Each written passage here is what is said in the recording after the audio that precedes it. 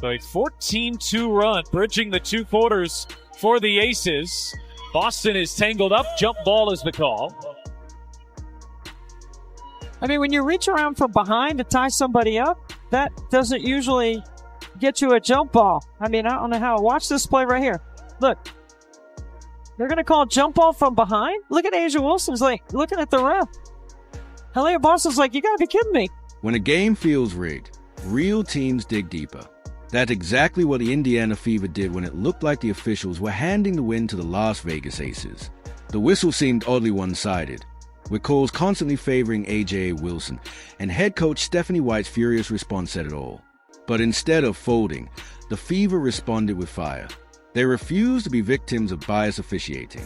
And while Caitlin Clark wasn't suited up, her intense sideline reaction showed just how much this battle meant. Are we watching a referee problem grow in the WNBA? Sound off in the comments. It looked like the WNBA referees has been caught yet again not playing fair with the Fever. With Stephanie White, and she said that's bullshit. She said it's just like that, man. I've never seen Stephanie White curse, bro. She cursed yesterday at the game. Ever wondered what finally made Stephanie White snap? Let's not pretend coaches just lose it for no reason. Her outburst didn't come from nowhere. It was a result of a game that felt slanted from the very first whistle. From the jump, it was obvious something was off. Calls kept going Las Vegas's way like clockwork, and you could feel the tension build. By the time White erupted, it wasn't shocking, it was inevitable. What's worse than bad officiating? When you already know which side the refs are about to favor, even before the play unfolds. That's the kind of night this was for the Fever. Man, this moment right here was so egregious, man. I just wanted to point it out. I had to point it out, dog. There was no way, all right, that you can't tell me that the Asia Wilson whistle isn't a thing. It all came to a head during one brutal sequence that perfectly highlighted the flaws in WNBA officiating. Aliyah Boston took a hard hit from behind. Clear, undeniable contact from A.J. Wilson. Any reasonable person watching expected a foul. But the officials, they called a jump ball. No whistle. No accountability. Just silence. Boston got clobbered, and the refs acted like it never happened. That's when Stephanie White finally erupted. Caught on camera, her reaction was raw and furious. A coach watching a player get punished while the officials turned a blind eye, seemingly shielding Wilson from any consequences. This is the stuff that pisses me off. Look at hands straight up, another foul in the Fever. The Aces had him up 11 free throws to 2. While we watch these officials, let's watch these screens. They're like dirty plays. You could just see them checking the Indiana Fever all game long. Like, these are not good screens. And then watch this. Another, like, they called so many fouls, sent the Aces to the line. Let's be clear. This wasn't some one-off bad call. This was a pattern. A.J. Wilson was getting superstar treatment all night, while others, like Aliyah Boston, couldn't catch a break. When Boston made the same kind of contact, the whistle came without hesitation. But when Wilson did it, the refs conveniently missed it. It was like two sets of rules were being enforced, one for Vegas, one for everyone else. Same game, same plays, but totally different outcomes based on the name on the jersey. And then look at this. They don't call this a foul. She grabs Aliyah Boston around the back. That's what Aliyah Boston's saying. And instead of a foul, they called a jump ball. But I just showed you all the times. And look at this. The Aces player hits it out with her hand. Aerie never touched it again, but they give the ball to the Aces. Look at these fouls. And then look at this. Sophie Cunningham gets knocked over in the back, but they don't call a foul. No foul, and Stephanie White, by now, she is pissed. Sophie Cunningham felt the imbalance up close. The kind of contact that got her whistled instantly somehow didn't count when A.J. Wilson was dishing it out. The inconsistency wasn't subtle. Fans were shouting at their screens, watching the same plays judged by completely different standards.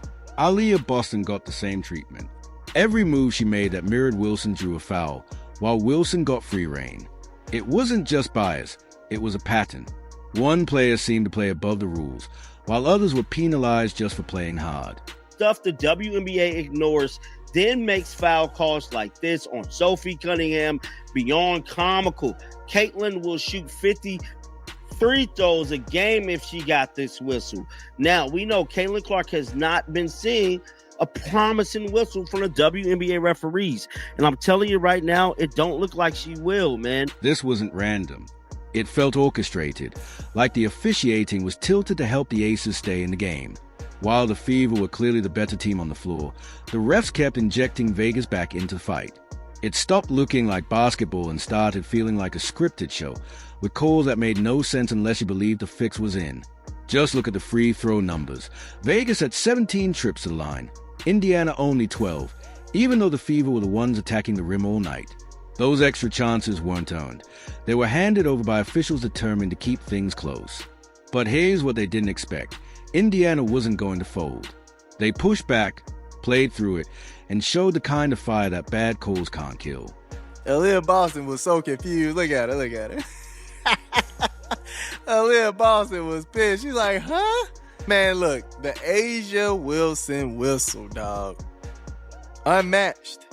Only two whistles that can match that whistle is Nafisa Correa and Breonna Stewart, dog. Those are only two other whistles that can match that whistle, dog. Oh, my goodness. When it looked like the game was being taken out of their hands, the Fever didn't fold. They fought harder. One by one, their players delivered daggers that cut through both the Aces and the questionable officiating. If you want a masterclass in mental resilience, look no further than Kelsey Mitchell. Early on, she struggled, missing her first 4 shots and hitting just 4 of 19 through 3 quarters. The rhythm was off, the calls weren't going her way, and the flow of the game was clearly disrupted by the refs.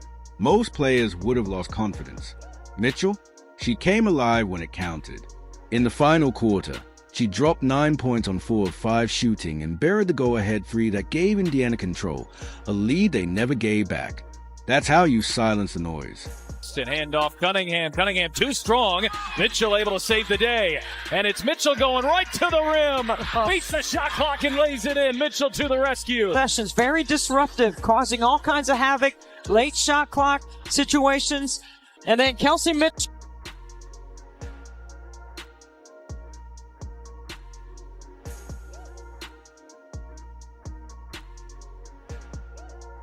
Natasha Howard made a statement, and AJA Wilson was on the receiving end of it all night. On both ends of the floor, Howard outworked, outplayed, and outshined the league's most protected star.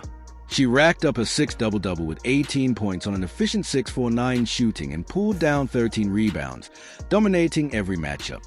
But it was a third-quarter takeover, 11 straight points, that flipped the game on its head and wiped out Vegas's lead. Talent doesn't care about favoritism, and Howard proved it. She even splashed in a rare 3 and snatched 3 steals, throwing it back to that Commissioner's Cup performance that had Aces fans leaving the building early. That's what Indiana's trying to do here with Vegas. Mitchell leaves it. Howard open.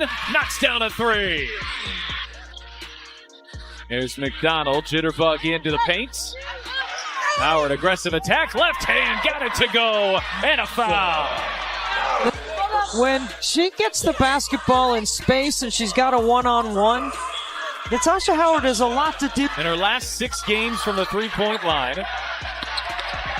There's McDonald running the floor, doesn't get the whistle, but guess who to clean up? Aaliyah Boston answered the chaos with poise and power, finishing with a strong double-double, 13 points and 10 boards, even while absorbing constant contact that somehow never drew a whistle.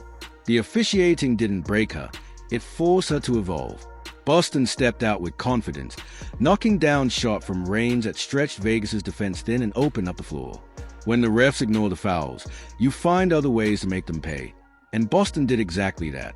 She hit the kind of shots no one could take away, no matter how biased the whistle was. Vegas has done a nice job coming on the road, keeping Indiana Fever in check offensively. And Sophie Cunningham, you cannot lose. This win wasn't just about beating Vegas. It was a statement that the Fever are building something special.